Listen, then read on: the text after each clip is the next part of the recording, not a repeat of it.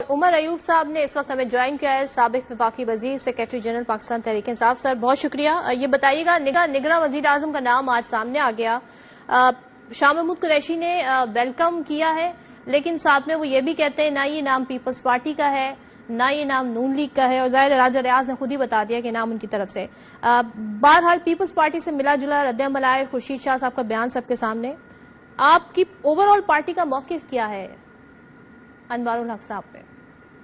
बिस्मिल्लाहिर्रहमानिर्रहीम। बहुत शुक्रिया जी। हमारी कोर कमेटी मीटिंग में डिस्कस हुआ था और हम लोग देखें, ये इंडिविजुअल्स की बात नहीं है, ये पर्सनल ताल्लुकात की बात नहीं है। हम लोग देखेंगे कि काकड़ साहब आइन और कानून के मुताबिक कैसे चलते हैं, और उसके बाद ही 90 दिन के इलेक्शंस के अंदर इलेक्शंस होते हैं तो बहुत अच्छी बात है, फाबिया, और नहीं होते हैं तो पार्टी का रद्द अमल फिर उस वक्त आएगा। पर हमारी यही उम्मीद है कि इनको करना चाहिए। उनका ताल्लुक छोटे सूबे से है और उनको पाकिस्तान की फेडरेशन के लिए ये कोशिश करनी चाहिए कि इलेक्शंस टाइम पे होने चाहिए। ये सबसे अहम चीज है। इलेक्शंस टाइम पे ना हुए जमहूरियत खतरे में होगी, और कोई जवाज नहीं है कि इलेक्शन टाइम पे ना हो। मर्दमशुमारी की अब बात की जाती है, ये पीडीएम की जमातें जो फाशिस्ट हुकूमत आउट गोइंग चली गई है, डिसॉल्व हो गई है, तो उनके तो दो वज़राए आला, केपी के वजीर आला और आपका पंजाब के वजीर आला, इनका तो टाइम खत्म हो चुका था। ये गैर आईनी तौर पे वहां पे बैठे थे, इनका कोई जवाज नहीं बनता था। जिस तरह के बहुत सारे इकदाम इस फाशिस्ट आउटगोइंग हुकूमत ने किए थे, ये भी उन्होंने खिलवाड़ किया था, जिसको हम लोग रिजेक्ट करते हैं और कंडेम करते हैं और मजामत करते हैं।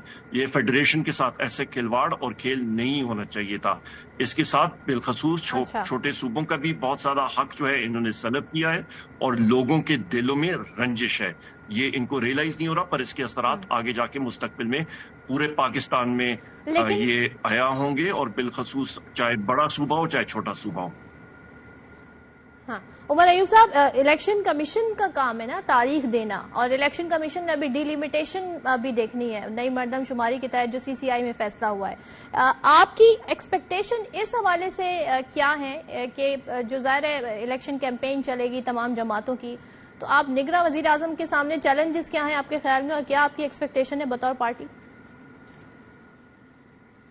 सबसे पहली बात तो ये है कि जरा इलेक्शन कमीशन के जो चीफ इलेक्शन कमिश्नर हैं, उनके मेंबर्स हैं, वो जरा सुप्रीम कोर्ट का फैसला जो है वो गौर से पढ़ लें, जो सामने आया है, जहां पे उन्होंने 90 दिन के अंदर पंजाब में और केपीके में इलेक्शन कराने थे, और उन्होंने एक पार्टी बन के और साबका हुकूमत के साथ, जो ये पीडीएम की फाशिस्ट हुकूमत थी, उनका एक झेली इदारा बन के उन्होंने कानून और आइन की धज्जियां उड़ाई थी। पहले वो पढ़ लें और उसके बाद वो मुस्ताफी हो या शर्म हया हो तो फिल फौर पे वो मुस्ताफी उनको होना चाहिए था। ये इसके बाद मैं ये कहूंगा कि इलेक्शन कमीशन जो या डीम लिमिटेशन की बात है उसकी मैंने वजाहत कर दी है कि जो काउंसिल ऑफ कॉमन इंटरेस्ट का इजलास था वो ही गैर आईनी और गैर कानूनी था। वजह कि उस पे दो शख्सियात ऐसी थी जिनका कोई कानूनी हैसियत ही नहीं थी, जो केपीके के वजीर आला हैं और पंजाब के वजीर आला।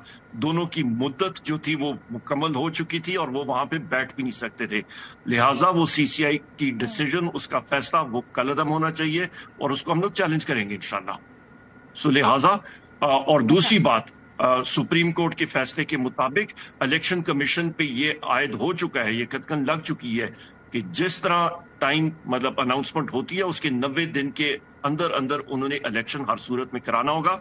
वो अख्तियार इलेक्शन कमीशन से ले लिया गया है कि वो अपनी मर्जी करें, और जो मतलब तूफान का बहाना कर लें या जलाबारी का कर लें या बारिश का बहाना करके तो इलेक्शन को डिले करें।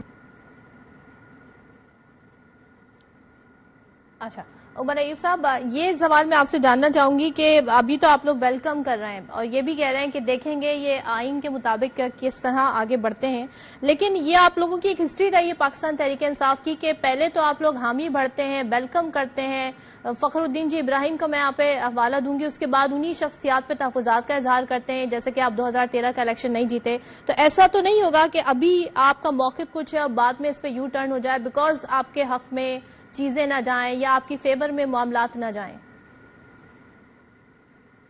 मैं माजरत चाहता हूं, थोड़ी देर के लिए यहाँ पे बिजली का बहुत बड़ा मसला बना हुआ है। ये आउटगोइंग गवर्नमेंट ने तो बिजली और मुल्क का مطلب ہر چیز کا انہوں نے بیڑا غرق کیا ہوا ہے.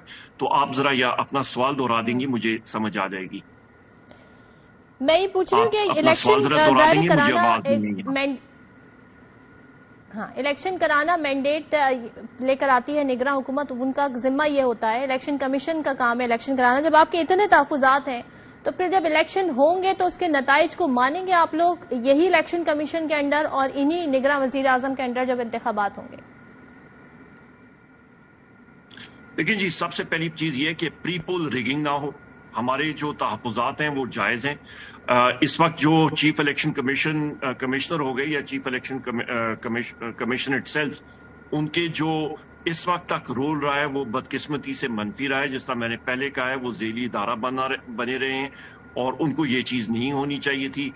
کے پی کے گورنمنٹ آپ دیکھ لیں, ان کے وزراء ابھی ریزائن انہوں نے کیا ہے. بار ہم نے ان کو, الیکشن کمشنر کو اور الیکشن کمیشن کو کہا کہ یہ ایک پارٹیزن حکومت ہے. یہاں پہ مختلف پارٹیوں کے اور ان کے مختلف پارٹی کے ممبران آئے اور انہوں نے کہا جی ہمارے وزراء پی این پی کا وزیر, جے یو آئی کا وزیر, فلانے پارٹی مسلم لیگ نون کا وزیر, پی ڈی ایم, یہ صوبائی حکومت کے پی کے میں, تو وہ کیا تھا, وہ نگران تو نہیں تھے نا, وہ تو پارٹیزن یا وہ جانبدار حکومت تھی.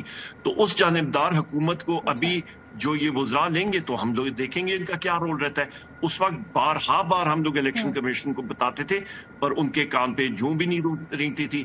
سو لہٰذا ان کا ایک سٹیپ, ایک قدم جو ہے ہم لوگ بڑی کڑی نظر سے دیکھیں گے, اور جو ہمیں چیز غلط کا آئین اور قانون کے خلاف نظر آئی وہ ہم لوگ بالکل اس کو بتائیں گے. اور عدلیہ سے بھی ہماری یہ توقع ہے کہ عدلیہ اپنا رول باوقار طریقے سے اور احسن طریقے سے نبھائے. پاکستان اس چیز کو ٹالریٹ نہیں کر سکتا. ابھی میں تھوڑی دیر پہلے ایک مسلم لیگ نون صاحب کے ساتھ کو کہہ رہا تھا, مسلم لیگ نون اور پی ڈی ایم حکومت نے تو جمہوریت کا جنازہ اپنی طرف سے نکال دیا. انہوں نے تو قبر بھی اپنی کھو دی. یہ جو گزشتہ پارلیمنٹ تھی اس نے قبر بھی کھو دی, نیچے اس کے لیٹ بھی گئے قبر میں, اوپر چلیں بھی رکھی اور اپنے لوگوں سے اوپر مٹی بھی ڈلوا دی. تو ابھی صرف وہ کتبہ وہاں پہ اوپر وہ قبر کے اوپر رکھنا ہے, اس کے اوپر لکھ لیں ان اللہ و انا الیہ راجعون. اور انہوں نے تو جمہوریت کا یہ حساب کیا ہے. سو لہٰذا یا جمہوریت پاکستان میں جانی چاہیے آگے, یا ان کا بیانیہ کہ ووٹ کو عزت دو, وہ کہاں پہ بیانیہ گیا؟ وہ میاں صاحب کی تقاریر, جنرل باجوہ صاحب کے خلاف, مریم صاحبہ کی تقاریر, اور ڈار صاحب اور ان سارے لوگوں کی تقاریر, اور خواجہ آصف صاحب کی جرنیلوں کو للکارنا اور فوج کو برا بھلا کہنا قومی اسمبلی کے فلور پہ, وہ کہاں پہ چیزیں گئی؟